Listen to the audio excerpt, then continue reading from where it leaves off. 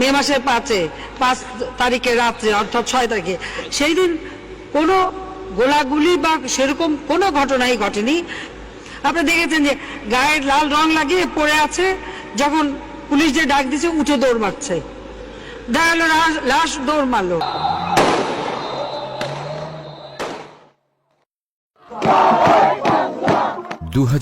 সালের ফেব্রুয়ারিতে ঢাকার শাহবাগে কথিত গণজাগরণ মঞ্চ থেকে যুদ্ধাপরাধীদের ফাঁসি দাবির ছত্রছায়ায় এখান থেকে সরাসরি ধর্মবিরোধী নাস্তিকতার উত্থান ঘটে।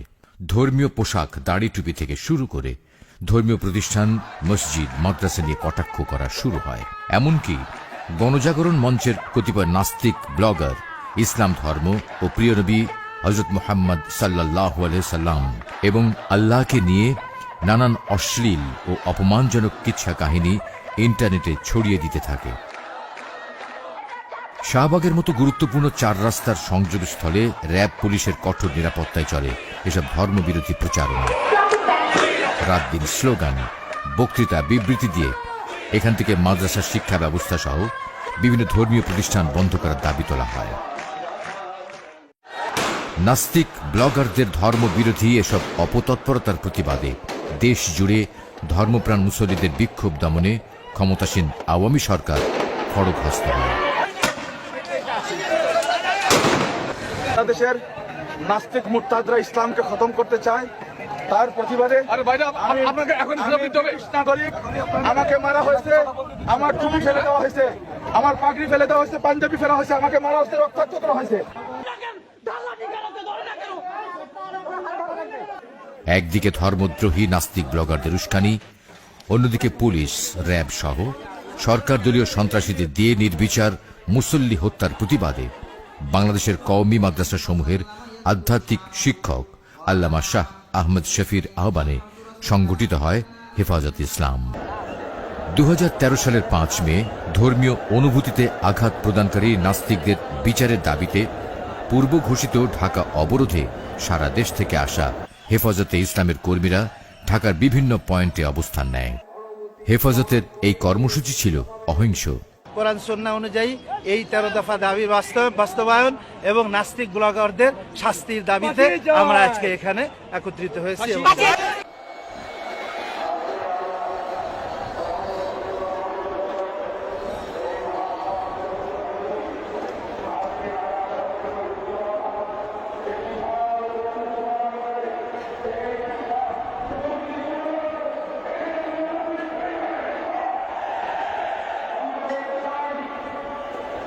দুপুর থেকে ঢাকার বিভিন্ন পয়েন্টে অবস্থানকারী হেফাজত কর্মীরা মতিঝিলের দিকে আসতে থাকে।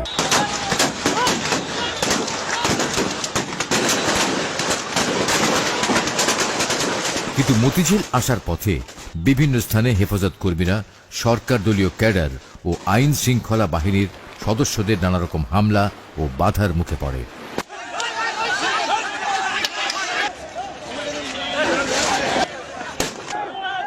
সবচেয়ে ভয়াবহ হামলা করা হয় মতিঝিলের প্রবেশ মুখ পল্টন এলাকায়। এখানে পুলিশ, র্যাব ও আওয়ামী সন্ত্রাসীদের ত্রিমুখী হামলায় হেফাজত কর্মীরা দিশেহারা হয়ে পড়ে।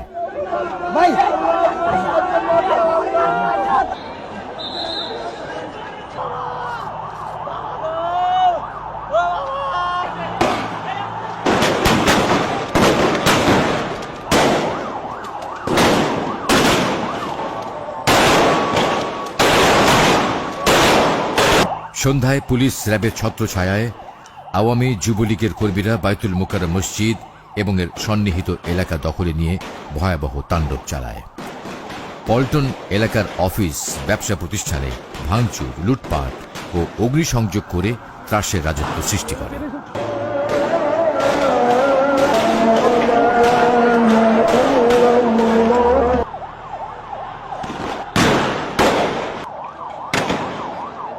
এ সময় এখানকার জুয়েলারি দোকানে লুটপাট, জায়নামাজ, আতর, টুপি, তসবিহ ও কোরআন শরীফের দোকানসমূহে আগুন লাগিয়ে দেওয়া হয়। পুড়িয়ে দেয় হাজার হাজার কোরআন শরীফ।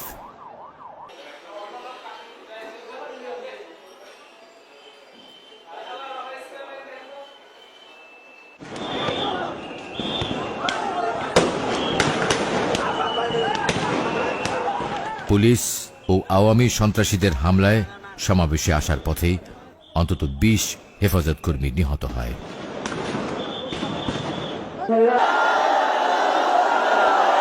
পুলিশ বাহিনী, র্যাব এবং আওয়ামী ক্যাডাররা তাদের দেয়া টাইমের ভিতরে আমাদের 20 জনের মতো মানুষকে তারা নিহত করেছে। যেখানে আমাদের এত নেতাকর্মী শহীদ হয়, নিহত হয়, তাদের রক্তের বদলায় সেই প্রতিবাদে আমরা কি একটা রাত অবস্থান করতে পারি না? রাত 8টার দিকে দৈনিক বাংলার দিক থেকে মতিঝিলের মূল সমাবেশে বিপুল সংখ্যক পুলিশ প্রথমবার হামলা চালায়, কিন্তু সমাবেশকারীরা রুখে দাঁড়ালে পুলিশ তখন দৈনিক বাংলা মোড়ে অবস্থান নেয়। এ সময় সমাবেশ স্থলের সমস্ত সড়ক বাতি নিভিয়ে দিলে মতিঝিল ও এর আশপাশের এলাকা অন্ধকারাচ্ছন্ন হয়ে পড়ে। সমাবেশের মাইকগুলোর সংযোগ বিচ্ছিন্ন করে ফেলা হয়।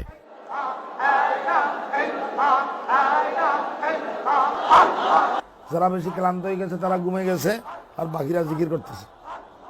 সেই ঘুমন্ত অবস্থায়, জিকিররত অবস্থায়, অন্ধকার রাত্রে এইভাবে কোনো নিষেধাজ্ঞা জারি করা ছাড়া, 144 দ্বারা জারি করা ছাড়া এইভাবে অভিযান, পুলিশের অভিযান।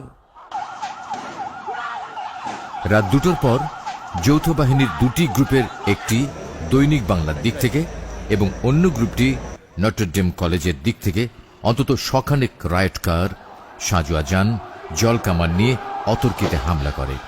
শুরু হয় অপারেশন ফ্ল্যাশ আউট। হাজার হাজার রাউন্ড গুলি, টিয়ার শেল, গ্রেনেডের মুহুর্মুহু শব্দে প্রকম্পিত হয়ে ওঠে রাতের মতিঝিল এবং এর সন্নিহিত এলাকা। অন্ধকারাচ্ছন্ন মতিঝিলে বিস্ফোরণের আলোয় দেখা যায় নিরস্ত্র ভীত সন্ত্রস্ত হেফাজত কর্মীদের মরণপণ্য ছোটাছুটি।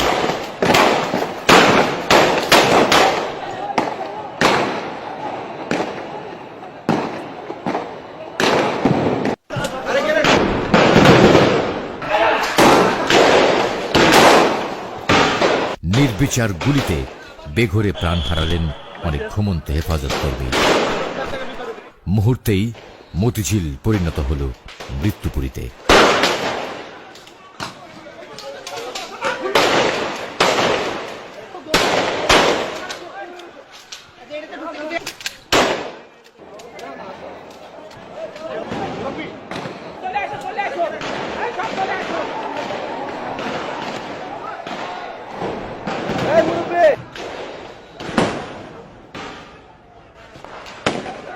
মতিঝিল দিলকুশার বিভিন্ন অফিসের নিচে আশ্রয় নেয়া অসহায় মানুষদের উপর নির্বিচার হত্যাযজ্ঞ, বেধড়ক লাঠিচার্জ করে আইন শৃঙ্খলা বাহিনী।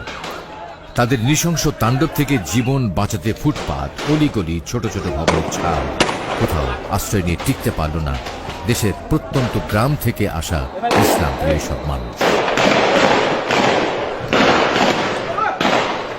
সরকারের কুটো কৌশলে রাতের মতিঝিল পরিণত হয় এক ভয়াবহ রক্তাক্ত মৃত্যুপুরীতে।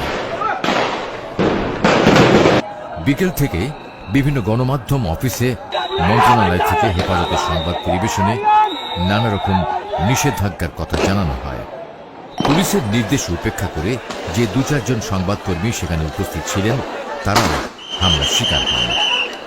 মতিঝিলে যৌথ বাহিনীর অপারেশন চলাকালে সরকার বিরোধী মনোভাবাপন্ন দিগন্ত টেলিভিশন ও ইসলামিক টেলিভিশনের সম্প্রচার বন্ধ করে দেয়া হয়, জব্দ করা হয় গুরুত্বপূর্ণ যন্ত্রপাতি। একটি জাতীয় দৈনিকের অনুসন্ধানী প্রতিবেদনে বলা হয়েছে 6 মের এই অভিযানে 1.5 লক্ষাধিক রাউন্ড গোলাবারুদ ব্যবহার করা হয়। অভিযানে পুলিশ, র্যাব ও বিজিবির মোট প্রায় 7,500 সদস্য অংশ নেয়। এখানে এই ঢাকার সমস্ত অলমোস্ট সকল র্যাব, সকল পুলিশ বাহিনীর সকল সদস্য এবং অন্যান্য যত বাহিনী আছে, ঢাকা যে 5টা ব্যাটালিয়ন আছে 5টা ব্যাটালিয়ন এখানে একযোগে কাজ করেছে, র্যাব, পুলিশ, বিজিবি। অভিযানে কতজন নিহত হয়েছে তা নির্ণয় করা যায়নি। সরকারি প্রেস নোটে 11 জনের কথা বলা হলেও সাধারণ মানুষের ধারণা মৃত্যুর সংখ্যা 1000-এরও উপরে। Al Jazeera pictures that suggest the Bangladeshi government could be covering up the number of deaths from fighting between police and protesters. Al Jazeera television এক প্রতিবেদনে বলেছে, প্রকৃত নিহতের সংখ্যা সরকার গোপন করছে। When it was over, police said they'd recovered 11 bodies. The first protests erupted in February of 2013 after a verdict by the War Crimes Tribunal, which found যুক্তরাষ্ট্রভিত্তিক মানবাধিকার সংগঠন হিউম্যান রাইট ওয়াচ বলেছে, 2013 সালের ফেব্রুয়ারি থেকে আইন শৃঙ্খলা বাহিনীর মাত্রাতিরিক্ত শক্তি প্রয়োগে অন্তত 150 মানুষ নিহত হয়েছে। and if the police continue to adopt these tactics, we're going to see large-scale loss of life, large numbers of injuries, and a society that's even more and more polarized. গণমাধ্যমের তথ্য মতে এই অপারেশনে অন্তত 10,000 লোক আহত হয় এবং বহু লোক এখনো নিখোঁজ রয়েছে। মে মাসের 5 তারিখে রাত্রে অর্থাৎ 6 তারিখে সেই দিন কোনো গোলাগুলি বা সেরকম কোনো ঘটনাই ঘটেনি। আপনারা দেখেছেন যে গায়ের লাল রং লাগিয়ে পড়ে আছে, যখন পুলিশ যে ডাক দিচ্ছে উঠে দৌড় মারছে, দেখা গেল লাশ দৌড় মারলো। এত লোককে আমরা এই ছোট্ট জায়গা থেকে বের করে দিয়েছি শান্তিপূর্ণভাবে, যে সেখানে কিন্তু এক স্ট্যাম্পিডও কেউ কিন্তু আহত নিহত হয়। অনেক মানুষকে তারা শহীদ করেছে, অনেক আল্লাহর বান্দাদেরকে শহীদ করেছে, নিরহ মানুষ, জনগণ, তৌহিদি জনতা ঈমানের ডাকে আসছে, ওদেরকে শহীদ করা হয়েছে। হাসপাতালগুলোতে পড়েছিল অনেক মানুষের লাশ।